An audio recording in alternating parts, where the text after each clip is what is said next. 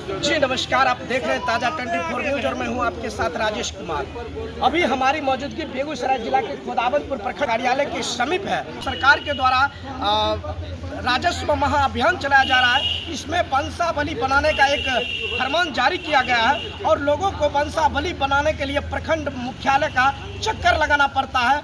आज आपको हम बता दें कि पंचायत सचिव पिछले 13 अगस्त को ही पंचायत खोदावंतपुर में अपना योगदान दे दिए, बावजूद 2 पंचायत सचिव को 4 पंचायत का प्रभार दिया गया है।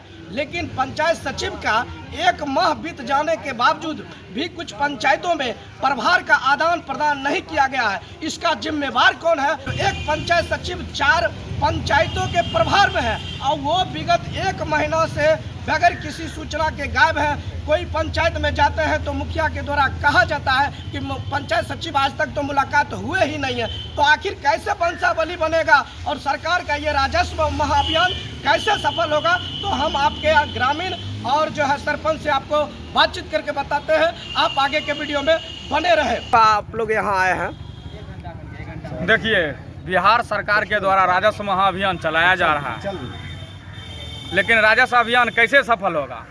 वंशावली बनाने के लिए पहले तो आप फॉर्मेट में 4 गो गवाह का नाम है, गवाह का आधार नंबर है, गवाह का मोबाइल नंबर है, इसके बाद पंच का दस्तखत है, वार्ड सदस्य का दस्तखत है, आंगनबाड़ी सेविका का दस्तखत है, चौकीदार का दस्तखत है, मुखिया का दस्तखत है।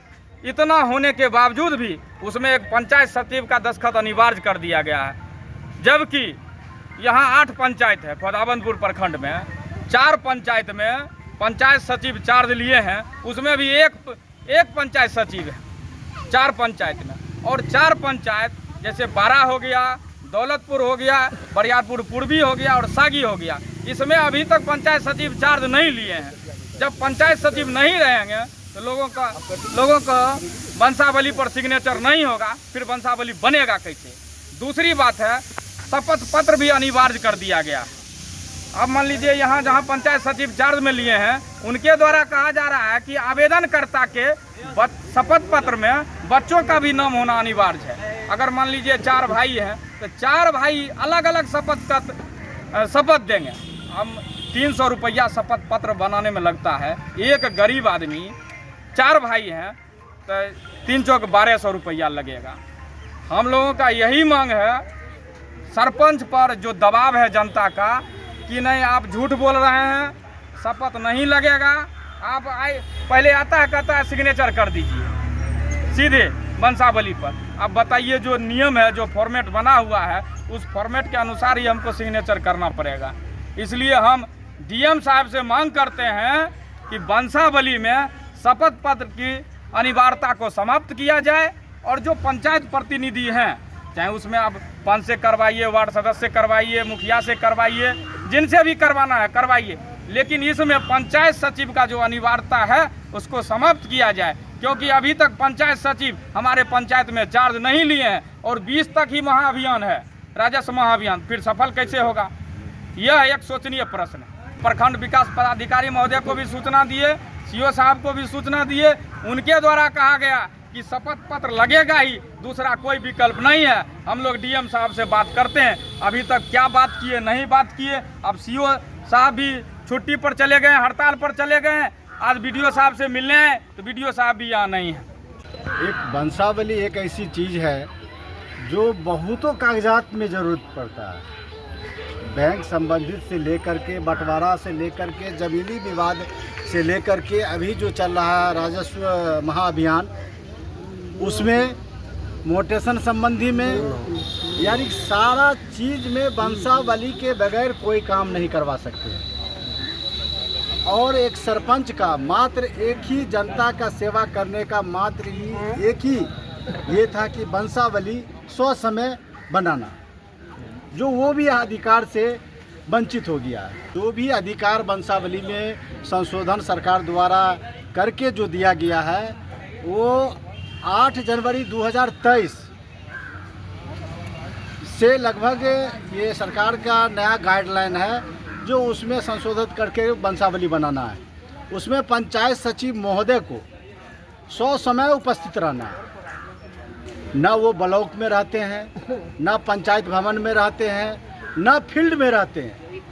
एक एक पंचायत भवन के पंचायत सचिव को 3, 4, 5 पंचायतों को प्रभार दे दिया जाता है और वो घर पर भी रहते हैं तो उनको बहाना में बोलने में ये हो जाता है कि हम फलां पंचायत में हैं, चिल्ला पंचायत में गए थे।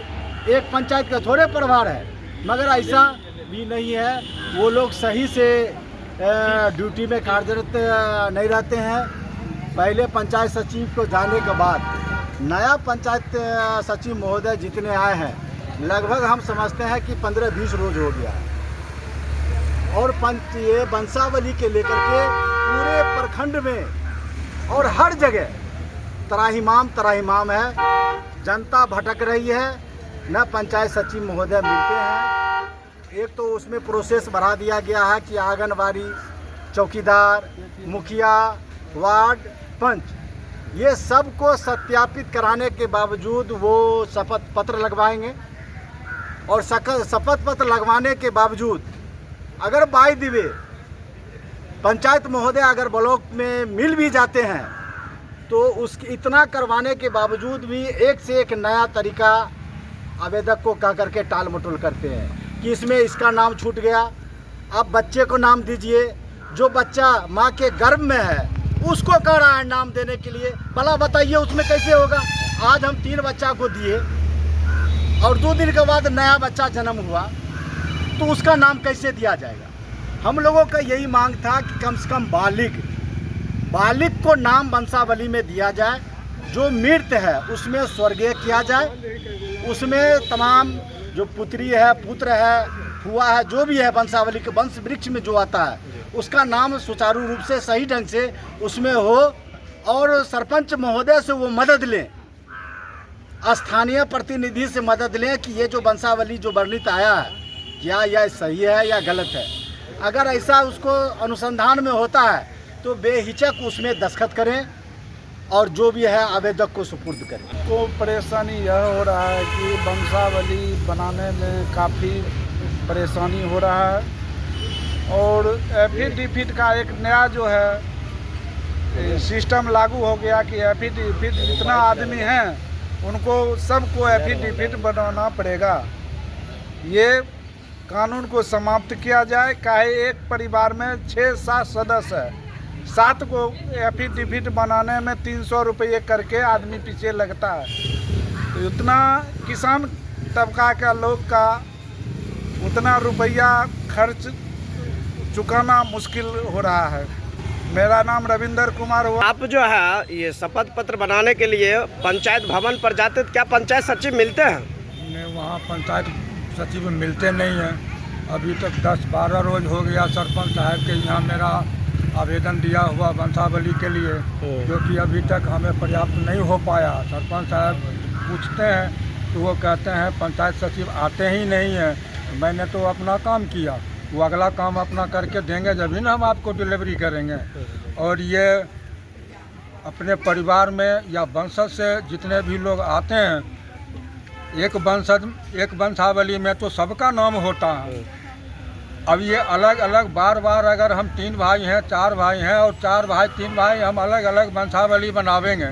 हम एक मजदूर क्लास तबका के लोग हैं, हम पैसा दो उपार्जन करने के लिए जाएंगे या हम कोर्ट में जाएंगे।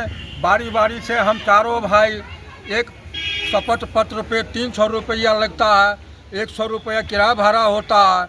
अब सोचने की बात यह है कि हम कमाई करने जाएं ताकि हमारे बाल बच्चा का भरण पोषण हो या हम कोर्ट में दौरा लगावें। ये तमाम जो है सो समस्या चारों तरफ दिखाई देता है।